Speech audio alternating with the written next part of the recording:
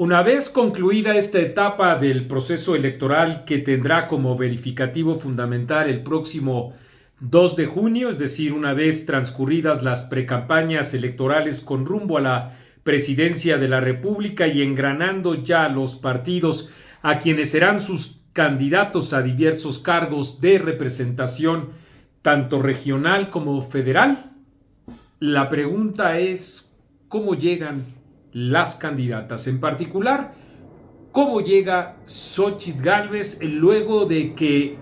partiendo del segundo semestre del año pasado, irrumpió en el escenario político con una sorpresa y una esperanza tal que muchos no imaginaban que podría perfilarse hasta entonces y que, con un discurso novedoso y fresco, distante y distinto de los partidos políticos que ahora en coalición la soportan, le dan apoyo, implicó entonces también un momento estelar tanto de ella como de los propios ciudadanos que, a final de cuentas, con casi 1 millón de firmas, la avalaron y que en las distintas plazas del país desde entonces hasta la fecha la han respaldado. La pregunta es cómo llega a ella una vez que, después de que detonó esa esperanza, sin lugar a dudas, comenzó a tener una serie de errores que la fueron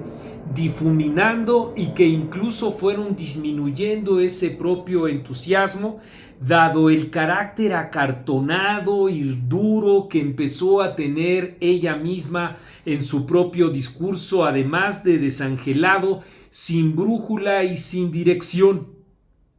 La conformación de su equipo, de un equipo que fundamentalmente tiene experiencia en derrotas electorales, la falta de capacidad para entronizar otra vez entre el discurso y las expectativas que ofrece como alternativa política y las propias expectativas de amplísimas franjas de ciudadanos que, más allá del núcleo duro y el tope que le puede representar a la criatura del presidente de la República, que es Claudia Sheinbaum, el de 30 millones de votantes, más allá, de todo eso, se convierte en un campo fundamental para, prendiendo las emociones, prendiendo las expectativas y una vez más la esperanza, pudiera perfilarse a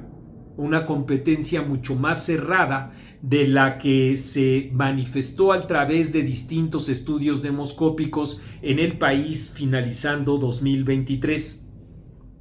Desde luego que no soy ajeno a esta suerte de cuchareo, como se le llama en el argot, o, para ser más franco y preciso, a esta suerte de connubio que hay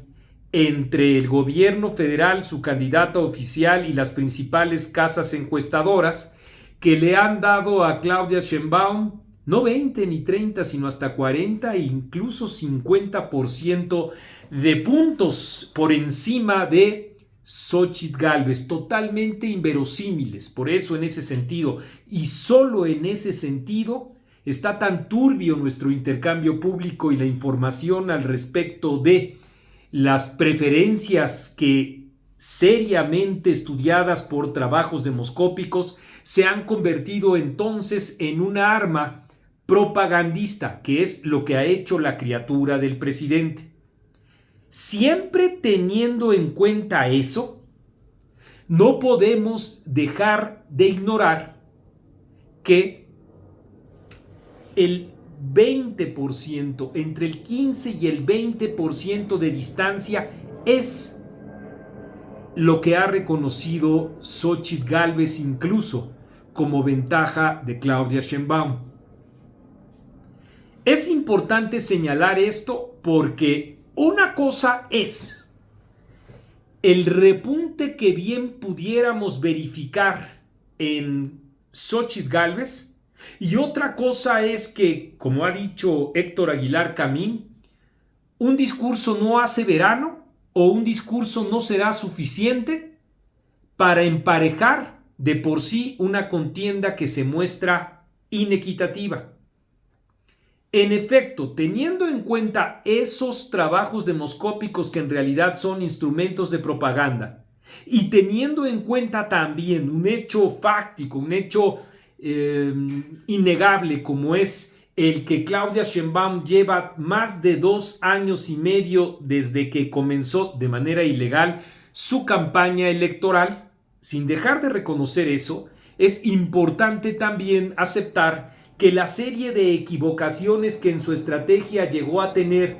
Xóchitl Gálvez significaron sin duda un aliado adicional a los ya de por sí formidables que tiene Claudia Sheinbaum. Por supuesto que no somos ajenos a la difusión de los distintos trabajos académicos, llámese informes, llámense tesis, que ambas candidatas presentaron y que, al menos en el de la maestría de Claudia Sheinbaum, queda a juicio de etcétera y por un trabajo hecho por la revista etcétera como un plagio claramente expresado. Igualmente ocurrió con Xóchitl Gálvez, independientemente de la resolución que hayan dado las propias autoridades universitarias. Guillermo Sheridan se expresó desde luego con mayor énfasis en el caso de Claudia Sheinbaum, pues en relación con que en efecto en ambos casos ocurrió esta distorsión de la propia ética y que etcétera siempre tendrá claramente anotado como un trabajo que nos distancia de la propaganda, nos permite hacer periodismo y podemos refrendar con la opinión y con la credibilidad ganada que en efecto hay un elemento fundamental que define cualquier trabajo periodístico y es el hecho del riesgo de una regresión autoritaria como el que representa la criatura del presidente y esta operación de Estado que vivimos.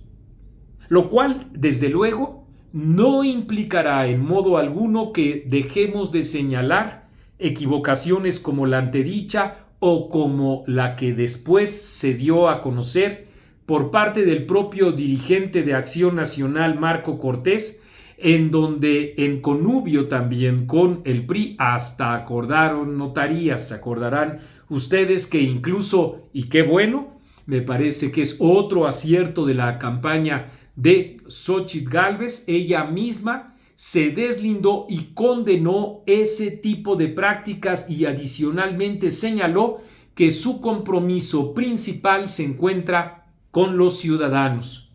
Esto es importante señalarlo porque en no pocas ocasiones aquí abajo hay quienes incluso nos han pedido hacerle al tío Lolo y no mirar los errores que pueda tener los partidos opositores en aras del bien superior. Sin embargo, la propia Xóchitl Gálvez, y qué bueno, nosotros aplaudimos la actitud que ella ha tenido, ha condenado, como lo hacemos nosotros, como todos los ciudadanos, vale la pena que hagamos este tipo de acuerdos que a final de cuentas son los que representan la degradación de la política. Porque en efecto, no se trata de poner unos corruptos para colocar a otros corruptos, se trata de detener el embate autoritario que representa el gobierno y aquí de nuevo surge la pregunta. ¿Xóchitl Gálvez puede detener ese embate autoritario del gobierno sobre la base de, como ella misma ha señalado, una desventaja de entre el 15 y el 20%? La respuesta es sí puede. No solo porque existe esa misma experiencia en la candidatura de Felipe Calderón, que teniendo una desventaja todavía mayor, la cortó, la cerró y a final de cuentas la remontó para ganarle a Andrés Manuel López Obrador. Es decir, para decirlo en términos llanos, sí se puede. Sí hay esos visos y sí hay, por supuesto, esa posibilidad de contender seriamente e incluso ganar la presidencia de la República a condición, me parece, de 3 elementos principales. Primero, una fusión clara entre las estructuras territoriales que serán decisivas de los partidos políticos y los ciudadanos o Xochitl lovers, como se les llama, para que entre ellos mismos, más que deslindes o distancias, lo que haya sea coordinación, y en consecuencia esto debe tener un discurso que en modo alguno perjudique a los propios partidos políticos, porque ellos, y esto es genuino, tienen como interés desde luego ocupar distintas plazas que se ponen en juego también en las urnas en los distintos estados de nuestro país, y en particular en 9 donde se están disputando las gubernaturas.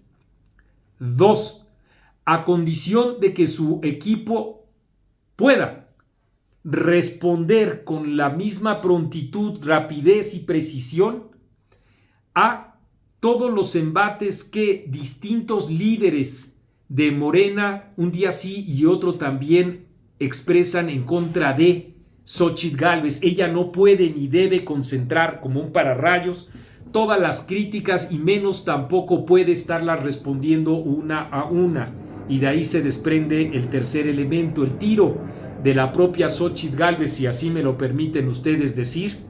es en contra de Claudia Sheinbaum, que está nadando de a muertito mientras el operador de su campaña, un día sí y otro también, arremete con alguna idea a cual más locuaz para tratar de jalar la marca y en esa misma dinámica dejar sola e incólume a la propia Claudia Sheinbaum. El enfrentamiento político entonces es con la criatura del presidente, y aceptado y acertado muy bien Xochitl Gálvez cuando señala que si le dan permiso, cuando señala que la propia Claudia Sheinbaum no tiene identidad, porque esto no es una agresión de género, es una caracterización de un actor político que en efecto en toda su trayectoria se ha caracterizado en efecto como alguien que se mimetiza permanentemente con el dirigente que ella tenga en turno y que pueda sacarle el mayor de los usos posibles, que es lo que ha ocurrido con Andrés Manuel López Obrador en los últimos 15 años, porque antes desde luego también se mimetizó con Cuauhtémoc Cárdenas y mucho antes ya también en su juventud con el señor de las ligas Carlos Simas. Si todo eso es posible y si en efecto hay un factor que no es, digamos, determinante o no lo puede decidir ni el equipo de campaña ni tampoco Xochitl Gálvez, que es el de la cobertura de los medios, si estos se abren con mucho mayor disposición a la pluralidad, sí estaremos encontrando que se vaya cerrando esta brecha y que los propios trabajos de encuestas se vayan exhibiendo más, como se han exhibido hasta ahora, como viles usos de propaganda para hacer sentir a la ciudadanía que ya el triunfo de Claudia Sheinbaum se encuentra totalmente asegurado. Prueba de que no es así es en los ataques furibundos que una y otra vez desde las redes sociales, desde un bot hasta un dirigente del PAN, de Morena, van enderezando en contra de la propia Xochitl Gálvez. De tal manera que se requiere un grado de protagonismo mayor de los partidos, de sus estructuras digitales, no solo territoriales, de un discurso más claro, de prácticas que vayan respondiendo con la mayor inmediatez y claridad y contundencia posible a los embates del presidente de la República. Eso se deben encargar los dirigentes de los partidos, los integrantes del equipo de campaña de Xochitl Gálvez, y ella arremeter una y otra vez, desde luego de manera excepcional también cuando así lo amerite el cálculo político, sobre Andrés Manuel López Obrador. Ya veremos qué es y cómo lo toman los medios de comunicación. Ahora sí podemos decir que en esta elección de Estado buena parte de ellos se encuentran cooptados por el gobierno de la República. Por eso también en las redes sociales se encuentra buena parte de las expectativas que esta suerte de defensa de la democracia pueda cristalizarse. Y por último, claro, la movilización ciudadana tendrá un catalizador fundamental en la defensa del Estado de Derecho, que, como ha dicho el doctor Lorenzo Córdoba, se encuentra en vilo en nuestro país. esta manifestación ciudadana, digo que ya veremos la envergadura que llegue a tener el próximo 18 de febrero. Desde ahora podemos decir que ha ido creciendo la expectativa, una vez que incluso personeros del propio partido Morena, la maquinaria del presidente de la República, han pensado en la posibilidad de declarar ilegal esa manifestación en favor de nuestras libertades y en la defensa de la propia democracia. Entonces, ahí en ese crisol se encuentran buena parte de las expectativas que llegue a tener Xóchitl Gálvez. Subrayo desde luego en el hartazgo, en el enojo, en la desesperación incluso que hay entre amplísimos sectores de la sociedad mexicana, que valdrá la pena y mucho para decidir los resultados electorales que asistan a las urnas, porque de nada sirven ni tweets, ni retweets, ni likes, ni no en las propias redes sociales si no es ejerciendo el voto ahí. Eso será fundamental, la capacidad que tenga Xóchitl Gálvez y su equipo de canalizar toda esa inquietud y ese enojo ciudadano en contra del desastre que significa la 4T, porque ahí se encuentra el último de los últimos elementos, que es que cada uno de los ciudadanos mexicanos nos estamos dando cuenta de cuáles son las consecuencias que tiene en nuestro país el populismo autoritario, y ahí se encuentra buena parte de las respuestas para decir sí, ha tenido una buena recuperación, producto de la autocrítica, producto de escuchar, y eso es una virtud de Xóchitl Gálvez, a quienes hemos criticado y lo seguiremos haciendo, porque en efecto, si se trata de defender la democracia, tenemos que ser ciudadanos y no borregos.